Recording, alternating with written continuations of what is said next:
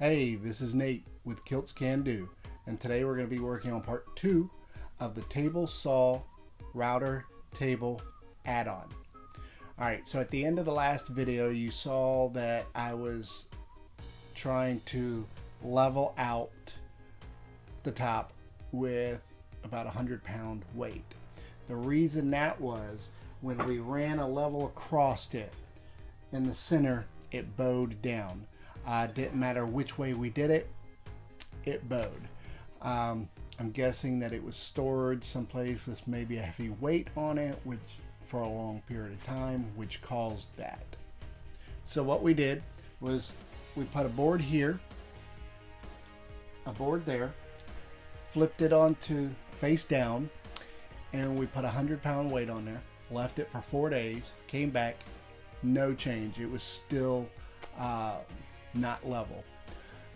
So I used a heat gun for about 40 minutes, heated up the whole board, put the boards in the same place, flipped it over, put that 100-pound weight on it, gave it 2 or 3 days, came back, still no change. So Heather and I went back to Habitat for Humanity, grabbed another countertop like this, and we made sure that it was all level before we bought it. We had to go through several of them, but we finally found one. I'm going to use this one as a reference once we get started, because I've already cut the other one down to match this, and I've already fit it in place. I'll explain how and why I did what I did. So here's the new one, cut and put into place. You can't see it from there, but I've got an X, you might be able to see that, in the center. I marked it from corner to corner. It's perfectly level. It fits in here perfect. It's a hair lower than the table saw top itself, so there won't be any interference. So what I'm going to do is I'm going to put the old one up and walk you through the steps that I did for this. Okay, so this is the countertop, the old one, cut the size that Heather and I did. This is the front beveled. This is the back, which goes up against this side of the table saw. And what I did was I got a piece of 1/2 inch MDF. I cut it to approximately 2 inches from side to side. Then I glued that down. I wanted it to stay in the same spot.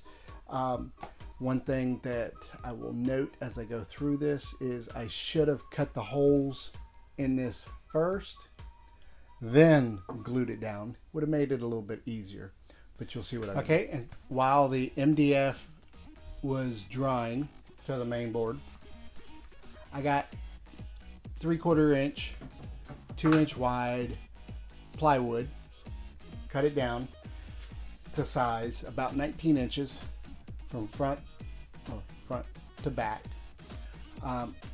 Prepped those. I did 2 of them, glued them in. Should have drilled the holes first. It's a learning experience. It would have made things easier. No big deal. If I ever have to do this again, I'll know to do that. Okay, so you can see what I did. This is the back side of the table saw on the angle iron for the fence. Is I put a piece of painter's tape and I marked the hole positions. I then transferred the painter's tape to the inside, and I was able to drill those holes. As you can see, if I had done this before I'd attached them, it would have made it a little bit easier, but that's a learning experience. I did that on the front, the back, and the side that fits to the table saw. As you can see how close I had to get to the top to work that. It would have been a lot easier to do it with the boards not connected than it was afterwards.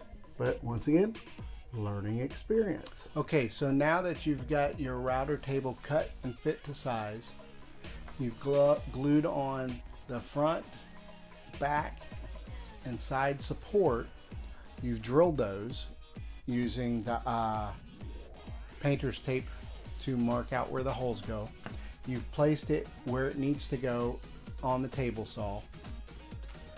At that point, what I did was I went from this corner to that corner, this corner to that corner, and let's see, you can just see I marked the center of this.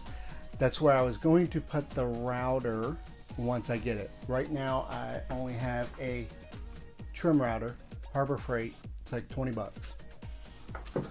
I marked the center, but I'm actually thinking I'll move it back a couple inches, maybe 4 or 5 inches closer to the table saw itself, so I've got more room to work with up here. As I've mentioned, I bought a Harbor Freight trim router.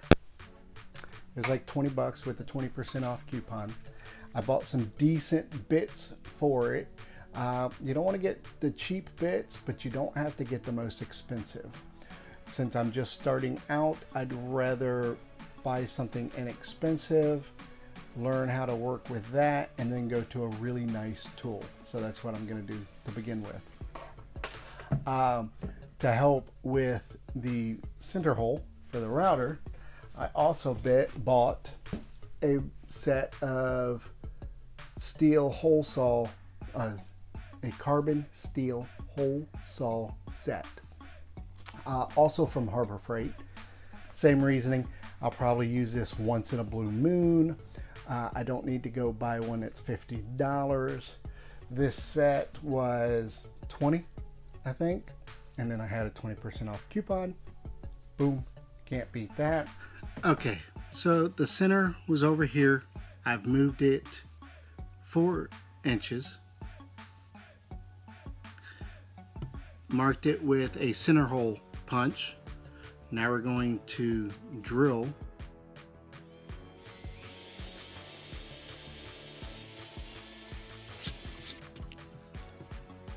a little bitty tiny hole.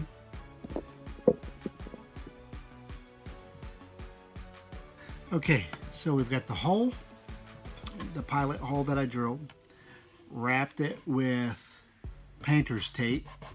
Make sure it's nice and snug on there, because you don't want to tear up the top.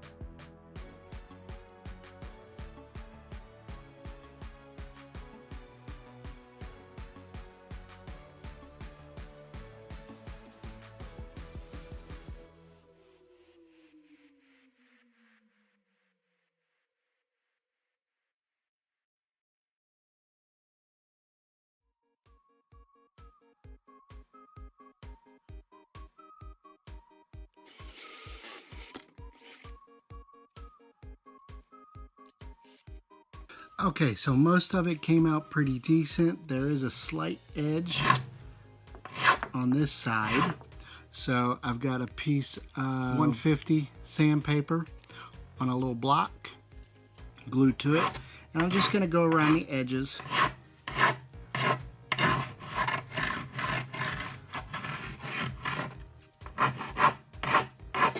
And I wanna go in.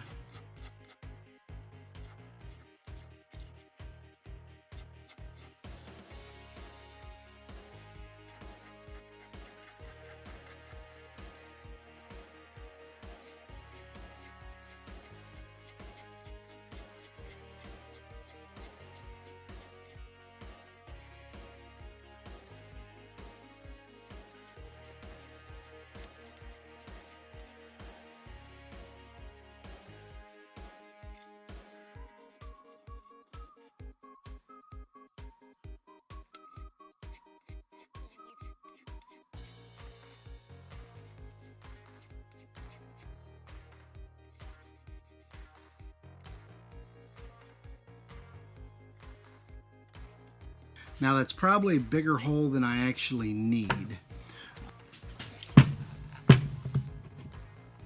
So it'll be like that. I did the sanding and I wrapped it in painter's tape. Lots of little pieces about an inch wide. And it turns out that the painter's tape hole is perfect for that. So I put it around it and I used the Rust-Oleum 2 times extra coverage, also bonds to plastic. It's satin black to it. Gonna let it dry and then we'll go from there. If you've enjoyed the video, like, comment, subscribe. I'll be doing a part 3 of installing the trim router in here, possibly building a router. Have a good one.